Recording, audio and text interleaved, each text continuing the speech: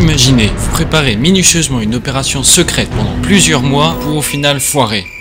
C'est souvent arrivé. On vous a sélectionné dans les confins du monde 5 coups d'état totalement foirés. On classera ensuite dans une tier list que vous découvrirez plus tard. D'après des experts, les chances d'un de ces coups d'état s'élevaient à moins de 2%. C'est vraiment pas beaucoup. Sans plus tarder, on passe au premier coup d'état.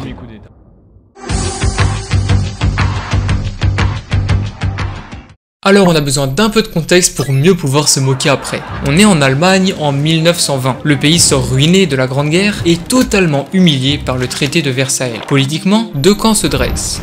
D'un côté, les nostalgiques du Second Reich, comme Hitler, et de l'autre, des républicains qui s'inspirent des régimes français et britanniques. Depuis 1919, la République de Weimar est en place. Le problème, c'est que sa constitution est à mi-chemin entre l'Ancien Reich et la République française. Du coup, elle ne satisfait aucun des deux camps. Surtout qu'elle doit faire face à une crise économique un peu énorme. Entre l'argent que l'Allemagne doit verser aux pays gagnants et les coûts de reconstruction, c'est la sauce. L'inflation atteint des records. En janvier 1922, le mark or valait 46 marques papier, puis 24 millions en septembre 2023 et 1 trillion 2 mois après. La monnaie est tellement instable que les salariés demandent à être payés 2 fois par jour. Au même moment, Hitler arrive à la tête d'un petit parti, le Parti national socialiste des travailleurs allemands, ou NSDAP, un parti d'extrême droite. Vu que l'Allemagne est réduite à 100 000 militaires, des milices se forment dans les partis et Hitler nomme Göring à la tête de la SA, la milice du parti nazi. Parallèlement, plusieurs cadres de gauche sont assassinés et des putschs sont tentés. Un climat chaotique domine l'Allemagne et Hitler entend bien profiter de la situation. Peu de temps après, le parti nazi veut prendre le pouvoir par un coup d'état. Entre le 8 et le 9 novembre 1923, une fusillade éclate entre les nazis et la police.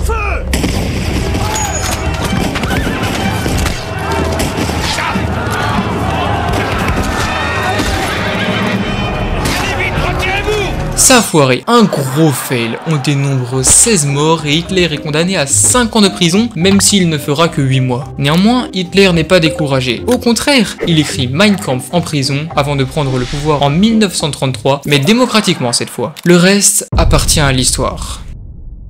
Le putsch de la brasserie, ça va dans malentendu parce qu'il y a un monde où ça aurait pu marcher, même si ça n'aurait pas duré. Prochain coup d'état.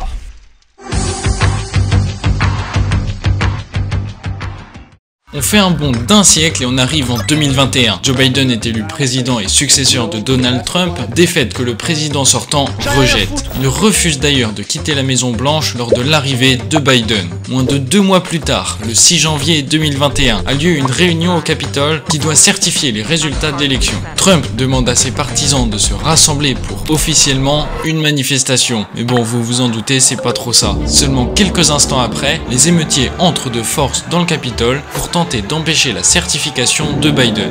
Résultat, la police doit intervenir pour interrompre l'intrusion. Les émeutiers étaient armés jusqu'aux dents, munis de casques anti-émeutes, masques à gaz, boucliers, fusées pyrotechniques, explosifs, tuyaux en métal, crosses de hockey, battes de baseball, etc.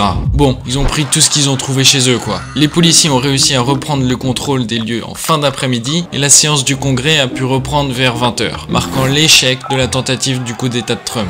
Depuis ce jour, il est devenu un habitué de la justice car il n'y a pas un mois où il n'y a pas d'affaire qui refait surface. Prochainement, il aura encore un procès pour l'assaut du Capitole. Ce qui est fou, c'est qu'il se présente l'année prochaine pour un back-to-back Biden-Trump, malgré toutes ces inculpations. Dites ce que vous pensez de tout ça en commentaire. C'était un peu l'assaut du désespoir pour Trump, donc raté d'avance. Renverser un gouvernement avec une centaine de partisans, c'est dérisoire. Vous connaissez le topo, prochain coup d'état.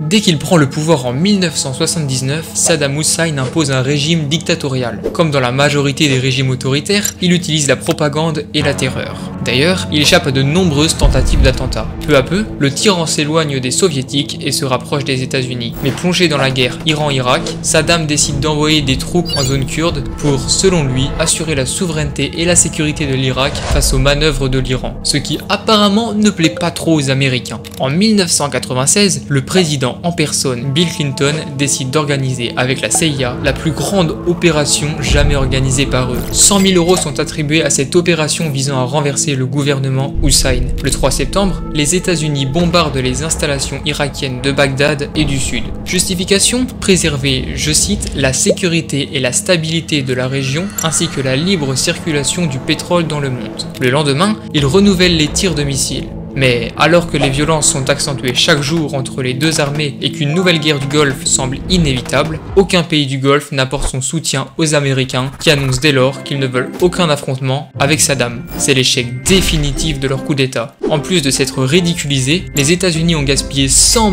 000 € dans leur opération totalement foireuse. Bref, il n'y a pas de mots car venant de la plus grande puissance mondiale, c'est honteux. C'est honteux! C'est pour ça qu'on le met dans la case pas les mots. Et pour finir avec Saddam, en 2003, il sera quand même renversé par la CIA avec un coup d'état réussi cette fois, et il s'enfuira d'ailleurs avec un beau butin. On a fait un short à ce sujet, il s'affiche en haut à droite. Prochain coup d'état.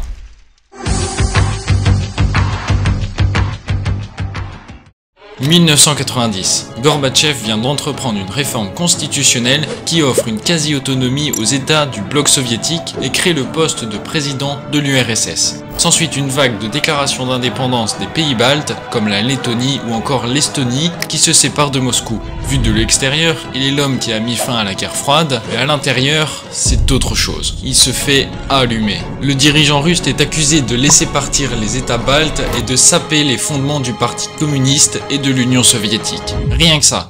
Gorbatchev est en vacances dans sa petite villa en Crimée quand il est retenu par un groupe de délégués du Parti communiste qui font croire au peuple qu'il est démis de ses fonctions pour cause de maladie. Ils tentent de le forcer à démissionner et d'empêcher la signature du nouvel accord, en vain. Des manifestations éclatent à Moscou et à Leningrad jusqu'à son échec total. Il n'aura duré que 3 jours pendant lesquels beaucoup d'arrestations ont lieu ainsi que le suicide de 2 conspirateurs. Le futur président de la Fédération de Russie, Boris Eltsine, dénonce le coup d'état et lui apporte son soutien. Gorbatchev retourne donc à Moscou. Le coup d'état n'a qu'en partie échoué car en décembre de la même année, Gorbatchev démissionne de son poste. On peut alors supposer que cette décision ait été influencée par la tentative de putsch.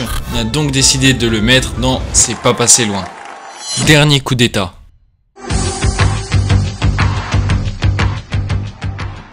Direction notre très cher pays, la France. Et avec l'abonnement à StoryGags, on a 2 coups d'état pour le prix d'un. Après sa défaite à Waterloo le 18 juin 1915, Napoléon Bonaparte est exilé sur l'île de Sainte-Hélène. Alors que la France était un puissant empire, elle redevient une monarchie pendant plus de 30 ans, c'est-à-dire un retour avant Révolution. Beaucoup de libertés durement acquises par la Révolution s'évaporent à nouveau, surtout sous Charles X. Mais c'est sans compter sur une famille qui avait d'autres ambitions, les Bonaparte. Le premier d'entre eux avait fondé le premier empire avant de chuter. C'est au tour de son petit-neveu d'occuper le devant de la scène. Comme son grand-oncle, Louis-Napoléon Bonaparte envisage d'accéder au pouvoir grâce à un coup d'état. En 1836 sonne l'heure de la première tentative, l'échauffourée de Strasbourg.